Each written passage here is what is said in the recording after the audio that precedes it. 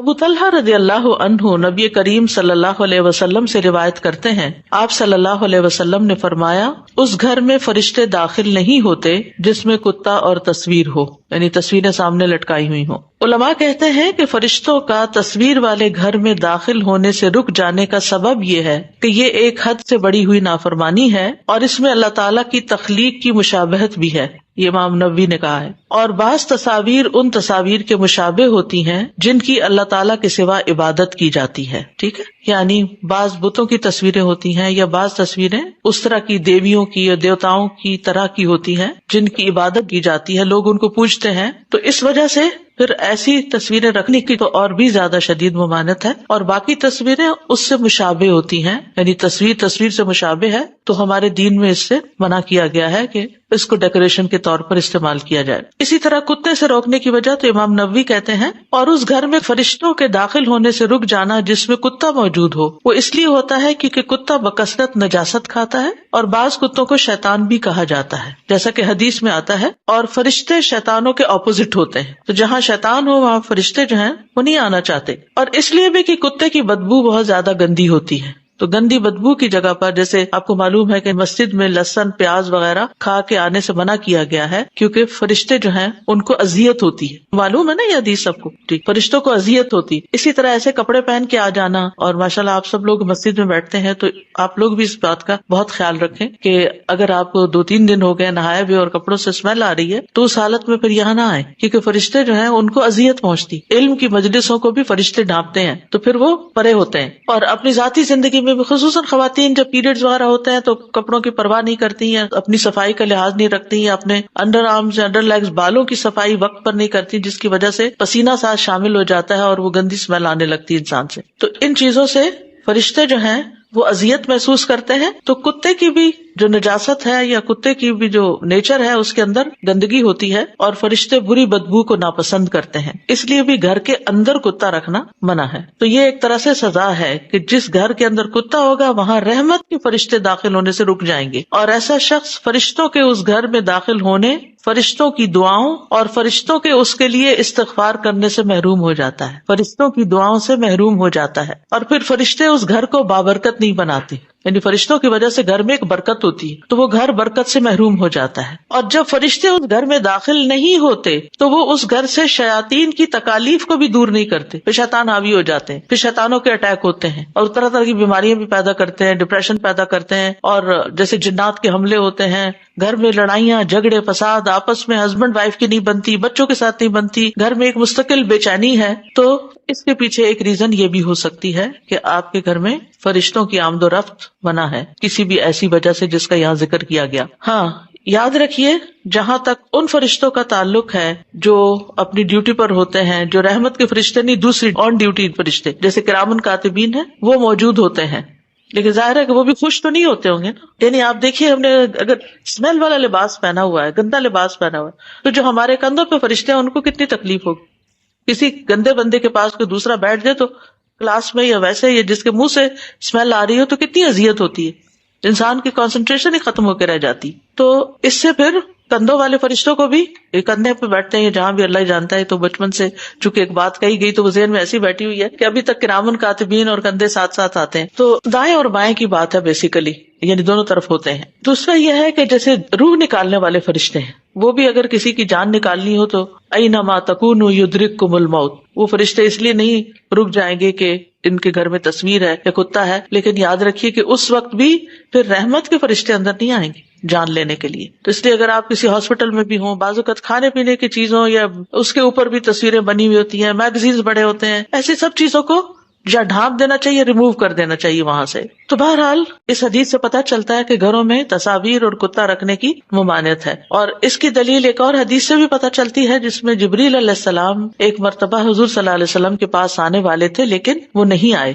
سنن نبی داؤد کی روایت ہے، ابو ہریرہ کہتے ہیں کہ رسول اللہ صلی اللہ علیہ وسلم نے فرمایا، جبرائیل علیہ السلام میرے پاس آئے اور مجھے کہا، میں گزشتہ رات آپ کے ہاں آیا تھا، مگر اندر آنے سے میرے لیے یہ امر مانے تھا کہ آپ کے گھر کے دروازے پر تصویریں تھیں اور گھر میں تصویروں والا پردہ تھا، اور گھر میں کتا بھی تھا. چنانچہ آپ گھر میں تصویر کے متعلق حکم دیجئے کہ اس کا سر کاٹ دیا جائے. اگر کوئی چیز ایسی ہے بھی تو آنکھوں اور اس کے منہ کے اوپر یعنی کہ کچھ مل دیا جائے. بعض اوقات مجبوری ہوتی ہے نا کہ کوئی ایسا کپڑا ہوتا ہے یا کوئی چیز ہوتی ہے جو لٹکی بھی ہے, یا آپ نے پہلے سے کوئی بہت زبردست پینٹنگ خریدی ہوئی ہے اور بہت قیمتی بھی ہے, آپ اس کو پھینک بھی نہیں سکتے, کسی کو بھی نہیں دے سکتے, تو پھر آپ کیا کریں کہ جہاں تصویر ہے بس اس تصویر کے چہرے کو کاٹ دیں, یعنی کاٹنے سے مراد ہی کے اوپر کچھ پھیر دیں. تو کہا کہ اس کا سر کاٹ دیا جائے اور درخت کی مانند ہو جائے. اور پردے کے متعلق حکم فرمائے کہ اسے کاٹ کر 2 تکیے بنائے جائیں جو پھینکے جائیں اور پاؤں سے روندے جائیں, یعنی لٹکائی نہ جائے تصویر, بلکہ اگر اس کی بے ادبی ہو رہی ہے تو پھر بھی خیر ہے.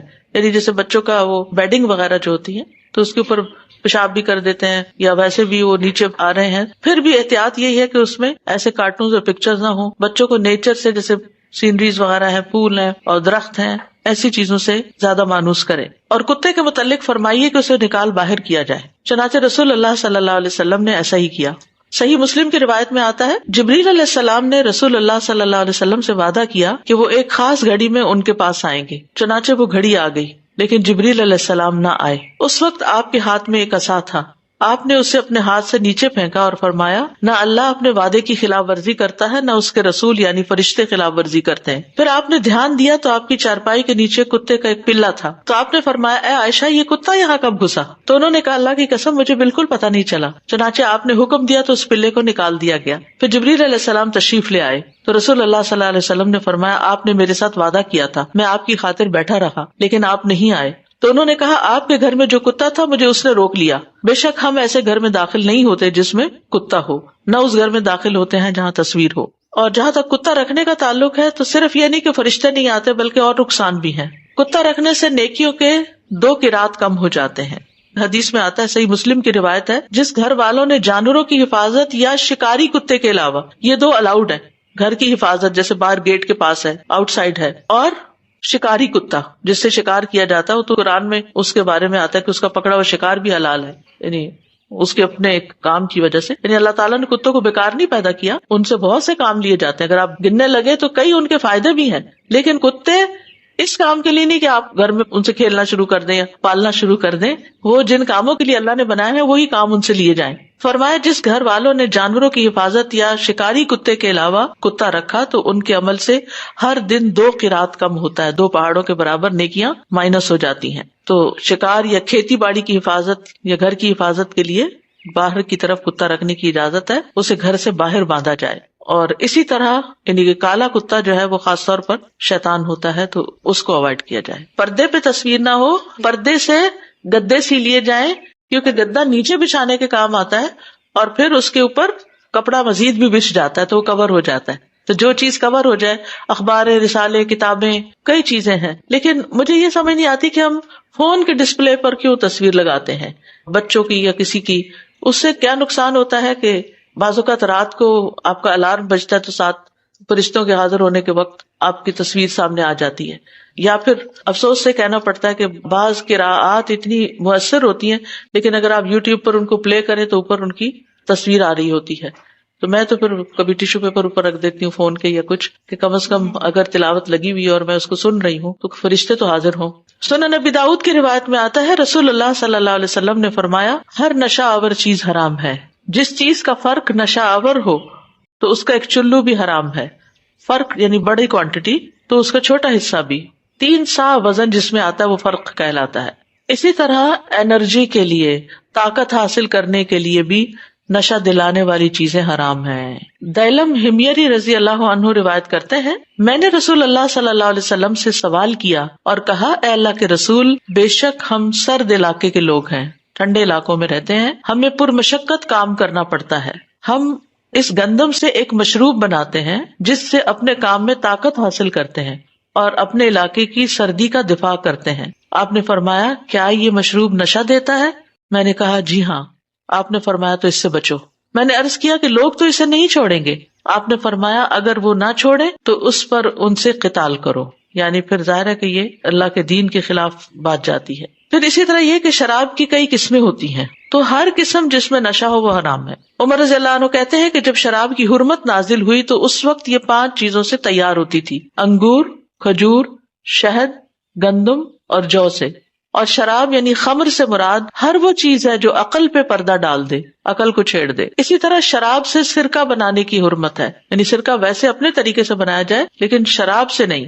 انس رضی اللہ عنہ کہتے ہیں، صحیح مسلم کی روایت ہے کہ نبی صلی اللہ علیہ وسلم سے شراب کو سرکہ بنانے کے بارے میں سوال کیا گیا تو آپ نے فرمایا نہیں. اسی طرح شراب سے علاج کرنے کی بھی حرمت ہے.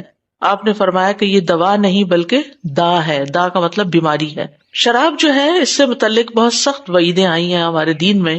صحیح بخاری کی روایت میں آتا ہے، وَلَا يَشْرَبُ الْخَمْرَ حِينَ يَشْرَبُهَا وَهُوَ مُؤْمِنٌ، جب کوئی شخص شراب پیتا ہے تو شراب پینے کے وقت وہ مومن نہیں ہوتا.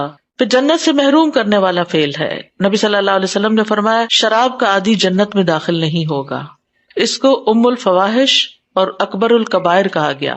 نبی صلی اللہ علیہ وسلم نے فرمایا شراب بے حیائیوں کی جڑ ہے اور سب سے بڑا کبیرہ گناہ ہے. جو اس کو پیے گا وہ اپنی ماں، اپنی خالہ، اپنی پھپھی سے زنا کر بیٹھے گا. پھر ہر طرح سے ملعون فعل ہے. رسول اللہ صلی اللہ علیہ وسلم نے فرمایا شراب سے متعلق 10 طرح سے لعنت کی گئی ہے.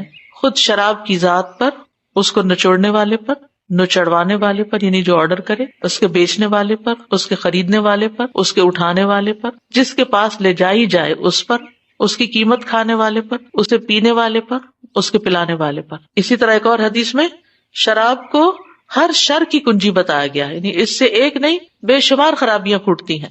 آپس کے ریلیشن شپ خراب ہوتے ہیں، انسان کی عقل ماری جاتی ہے. عقل کی بنا پر انسان کو باقی مخلوقات پر فضیلت حاصل ہے. پھر انسان دوسروں کے حقوق مارنے لگتا ہے، پیسے چوری کر کے ایسے نشے خریدتا ہے. یعنی عقل کا بھی نقصان ہے اور جان کا بھی، عزت و عصمت کا بھی، کیونکہ ام الخبائث ہے. مثلا کوئی چوری کرتا ہے تو اس میں مال کا نقصان ہے، کوئی زنا کرتا ہے تو عزت اور عصمت کا نقصان ہے. لیکن جب کوئی شراب پیتا ہے تو اس میں بہت ساری مزید خرابیاں بھی ساتھ شامل ہو جاتی ہے. ایسے دسترخوان پر بیٹھنے کی ممانعت ہے جہاں شراب پلائی جا رہی ہو. اسی طرح اگر کوئی شخص شراب پی کے مر جائے اور شراب اس کے پیٹ میں ہو تو وہ جاہلیت کی موت مرے گا. شراب پینے والے کی 40 دن کی نماز